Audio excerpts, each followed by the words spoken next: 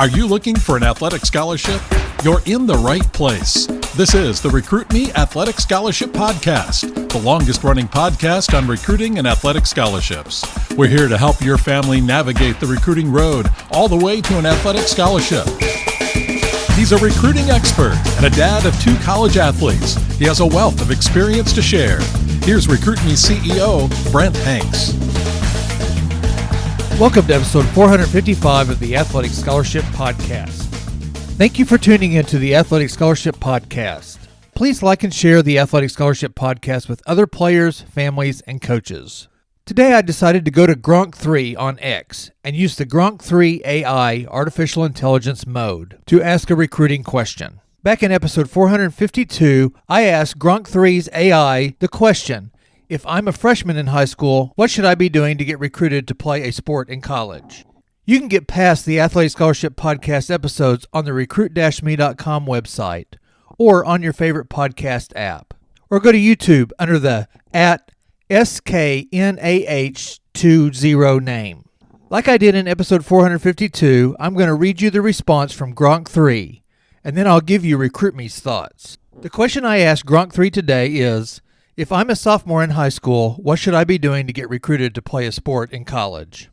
Grok3 responded with 8 points and a description of each point, and then a summary called Sophomore Year Focus. The 8 points Grok3 gave are, number 1, excel in your sport. Number 2, maintain strong academics. 3, build a highlight reel. 4, research programs. 5, connect with coaches. 6, leverage your network. 7, get exposure. And 8, stay disciplined off the field. Grok3's point number 1, excel in your sport. Prioritize skill development and performance. Attend camps, clinics, or specialized training to improve. Compete at high levels, varsity, club, or travel teams to gain exposure. Coaches recruit based on talent, so showcase consistency and growth. Recruit Me feels Grok3's point number 1 is a good point for sophomore high schoolers. Working on your skills in your sport is good advice for everyone, no matter your maturity level, skill level, size, or strength level. Recruit Me still thinks most high schoolers are not needing to chase exposure, and they are not getting very much attention from college coaches in their sophomore year. There are some student athletes that excel and do have the size to get college coaches' attention, but those are in a small percentage. So being your best player in practice and in games is a main focus in your sophomore year. Attend camps to help you improve your skills if you want. But don't spend a bunch of money and time on exposure, prospect, or ID camps if you are not ready to show out in a high level. Maybe an exposure camp late in the summer after your sophomore year is good, even if it just gives you experience to know what to expect. I hate to be a negative Nelly and keep saying freshmen and sophomores are not getting recruited yet. But with all the new changes, NIL, transfer portal, and scholarship and team size changes, the recruiting time frame has pushed later in both men's and women's sports. Grok3's point number 2 is maintain strong academics. Colleges require solid grades and test scores, SAT and ACT scores. Aim for a GPA that meets NCAA, NAIA, or NJCAA eligibility. An example, NCAA Division I typically requires a 2.3 GPA in core courses. Take challenging classes to stand out. Academic eligibility opens more doors. Recruit Me has emphasized grades and test scores as a major way to get your college paid for. There are very few athletic full-ride scholarships available, so prepare early in high school by getting good grades. Your GPA starts day 1 of high school. Grok3 mentions a 2.3 GPA, which is a minimum. Shoot for a 3.0 or higher. Coaches don't need to recruit players they will have to babysit in the classroom. Recruit Me suggests to prep and even take one of the ACT or SAT tests the end of your sophomore year. This gives you some practice and then some knowledge on what you need to work on. As you research colleges, find out how they determine how much academic scholarship money they give. Some colleges use test scores. Some use GPA, some weighted GPA, some class rank, and some have combinations of those. Many times, if you hear a recruit is getting a full ride to play a sport, the full ride is a combination of academic and athletic money. A combination of academic and athletic money may not be equal to the full amount to pay for college, though. Your grades may also help you stand out from other student athletes that have your same size, speed, and skills. Grok3's point number 3 is build a highlight reel. Record game footage regularly. Create a concise highlight video, 3 to 5 minutes, showcasing your best plays, versatility, and athleticism. Include your name, jersey number, graduation year, and contact information. Update it as you improve. RecruitMe says to record game footage for recruiting your sophomore year if you are playing on a high school varsity team or against very good competition. Some JV video is okay to have if it shows a sports-specific skill, speed, or strength. RecruitMe also feels a 1 to 2 minute highlight is plenty. And remember, no music or special effects, except maybe an arrow or a circle to show you in the shot. You can get access to your high school's huddle or huddle-like video and learn how to sort your highlights and save and edit your highlights. RecruitMe recommends that you send video when a coach asks for it, and then also after you send your introductory packet, which includes your introductory email and player profile. Video is a great follow-up to your introductory packet. Grok3's fourth point is research programs. Identify colleges that match your college and academic goals. Consider NCAA Division I, II, III, NAIA, or junior colleges based on your skill and aspirations. Make a list of 20 to 30 schools, including reach and safety programs. Learn their recruiting timelines. RecruitMe really likes this point. Identifying and researching colleges and sports programs is the major part of Step 1 of the 7 Steps to an Athletic Scholarship in the RecruitMe 3.0 Athletic Scholarship System.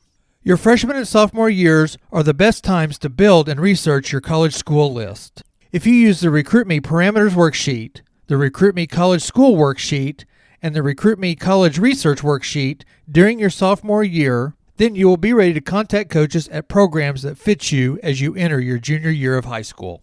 The fifth point from Grok3 about your sophomore year of high school and recruiting is connect with coaches. Start emailing college coaches with a brief intro, your highlight reel link, upcoming game schedules, and academic stats. Be professional and personalize each email. Follow up respectively. Attend college camps and showcases where coaches scout. On this point, RecruitMe uses the player profile as the indicator of when you should start contacting college coaches. When you have a player profile that is filled out with impressive stats, metrics, and academics, then you can contact college coaches. Working on your player profile is a must during your sophomore year so that you will be ready if a college coach contacts you. Also, you can have a player profile and send it to junior colleges, NAIA, Division III, or Division II colleges if your profile fits those types of programs, and later upgrade or update the profile with proven metrics and stats for Division I programs. Grok3's point number 6 is leverage your network. Talk to your high school or club coach about recruiting. They may have connections or advice. Ask for feedback on your skills and areas to improve. If possible, work with a reputable recruiting service, but avoid scams. Vet them carefully. RecruitMe wants you to build your own recruiting team. Your parents and your coaches, plus you, are the main ingredients. A Pass the Athletic Scholarship Podcast episode 346, helps you to build your recruiting team. Also, episode 272 gives you helpful information in an episode called 3 Hard Things for a 16-Year-Old to Do. Coaches, if they will help you after you ask them, can help you analyze your skills and your level of play, which again, you may not know in your sophomore year. Coaches' contacts and connections can be very helpful though. Bring your coaches on board, but don't depend on them as your only way to contact college coaches. That is your main responsibility. Of course, I believe RecruitMe is your best resource, but other resources and services can give you helpful information. But spending a lot of money shouldn't be necessary to find a college fit for you. At least start by spending $39 on the RecruitMe 3.0 system on the recruit-me.com website and get all of RecruitMe's free resources: the free RecruitMe Power Pack, free RecruitMe social media, the free RecruitMe monthly newsletter, and this resource, the Athletic Scholarship Podcast. Get Exposure is Grok3's point 7 for the sophomore year. Compete in tournaments, showcases, or combines where college scouts attend. Register with NCAA Eligibility Center for Division I and Division II by junior year to be on college coaches' radar. Create a free profile on recruiting platforms like NCSA or Huddle, but don't rely solely on these. I've said throughout this episode and back in episode 452 about your freshman year that Grok3's recommendations are many times premature for a high percent of high school student athletes. Most college coaches in most sports are just not scouting for sophomores in high school. So don't chase exposure your sophomore year. If you're a prospect as a sophomore, you most likely will know without going to find it. Chasing exposure can be a time waster and a money waster at this time. Now, for many high schoolers, the end of the summer between your sophomore and your junior year may be a time of maturity, and your stats and metrics start to kick in, so be ready. Become familiar with the NCAA and the NAI eligibility centers, like Grok3 said. Also, along with the RecruitMe player profile, you can fill out free profiles. Be aware that sometimes you will fill out these online profiles, and you will most likely be solicited by a recruiting service. Grok3's point number 8 is stay disciplined off the field. Build character and leadership. Coaches value work ethic and team players. Avoid negative social media posts. Recruiters check online presence. Stay healthy with proper nutrition and conditioning to prevent injuries. Well, I'll have to say, RecruitMe agrees with all of Gronk's tips in point number 8. Grok3 ends its response by stating, sophomore year focus. This is the time to build a foundation.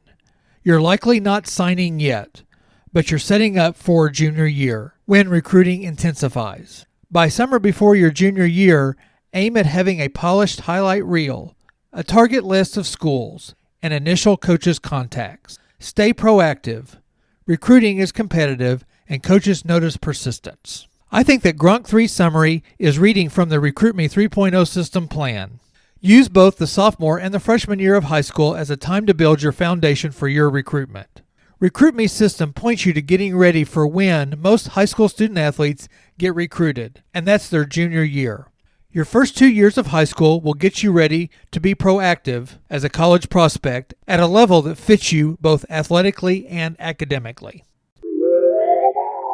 Like I did in episode 452 for the freshman year, I then asked Grok3 what a high school sophomore needs to do to get recruited to play a specific sport. Today I picked college basketball. I'll briefly give you Grok3's highlights and then RecruitMe's response to this sport-specific question. Grok3 lists: hone your basketball skills. Develop versatility. College coaches value players who can contribute in multiple ways. Then the next bullet point is, if you have a standout skill, refine it.